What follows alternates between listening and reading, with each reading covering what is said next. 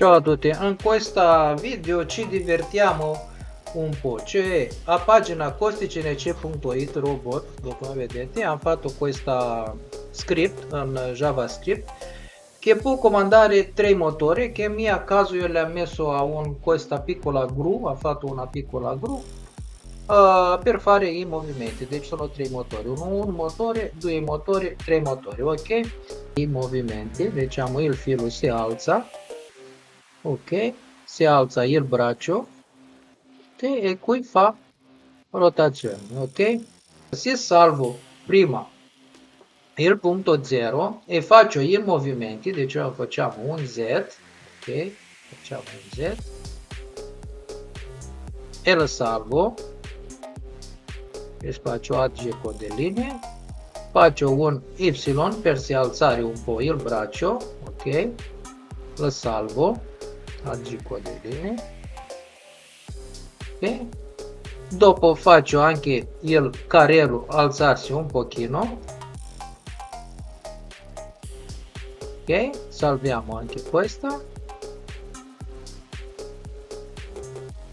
e adesso diamo tutti la 0, lui deve venire la 0 con tutti, e possiamo fare anche due movimenti una volta e dopo salviamo il nostro lavoro, ok?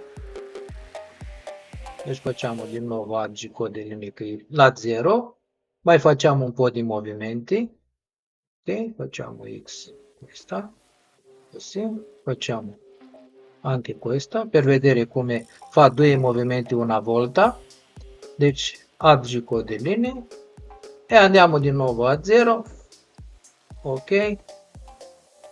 E salviamo aggiungo delle linee. E adesso cioè faccio esecute G-code per esecutare il codice, vedete come fa così, ok, alza il carrello un po', adesso riviene di nuovo a 0, adesso alza sopra carrello con tutti e due i comandetti, riviene a 0 e basta, si finisce. Se io clicco il bottone repeat di qui, questa, lui fa questi movimenti a infinito, vedete? Alza il braccio, alza il carrello.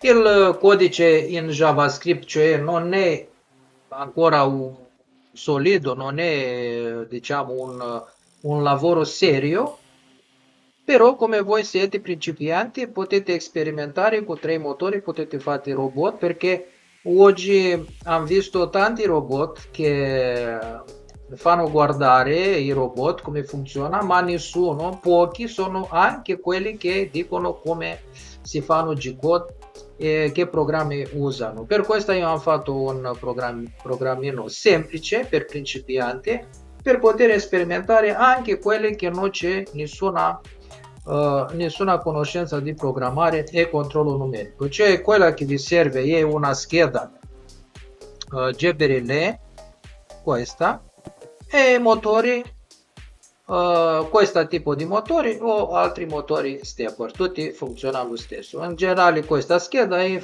usata per i CNC, per i plotter, ma vedete che la potete usare anche in un scopo educativo che vi impara la robotica.